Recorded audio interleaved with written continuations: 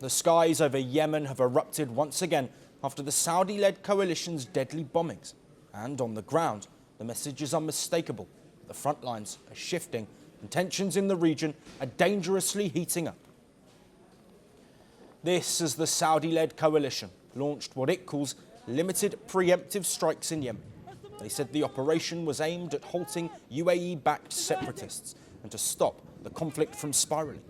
The airstrikes hammered key targets linked to separatist leader Aidaros Alzubidi, who has since fled to an unknown location.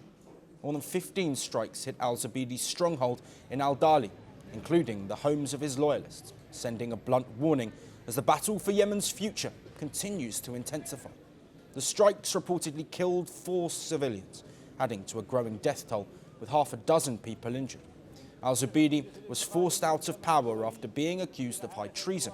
He went underground after mobilizing large forces across southwest Yemen and allegedly handing out weapons and ammunition to loyal factions inside Aden. Alzubidi was due to travel to the Saudi capital Riyadh on Tuesday for high-stakes talks, but he backed out at the last moment after learning he would be pressed to dissolve his group, a faction that sits within the Presidential Leadership Council. In the end, the delegation departed without him laying bare a deepening rift. Just a month ago, UAE-backed separatists had seized large swathes of Yemeni territory, including much of Hadramaut province on Saudi Arabia's border, forcing out Saudi-backed government forces. But last week, Saudi airstrikes and a counter-offensive on the ground pushed back the separatists. The violence has been deadly. More than 100 people have reportedly been killed as Saudi-led coalition strikes hit newly seized separatist positions across Yemen's southern governorates. The escalation follows weeks of mounting tension between Saudi Arabia and the UAE, triggered by the aggressive land grab of the Southern Transitional Council, or the STC, thus exposing deep cracks inside the once united coalition.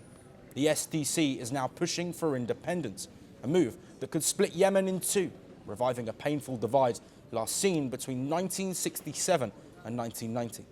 Saudi Arabia and the UAE, once allies in war, have long backed rival powers inside Yemen's southern-based government. And while they stood together in 2014 against Iran-backed Houthi rebels, that alliance has since fractured, deepening Yemen's turmoil.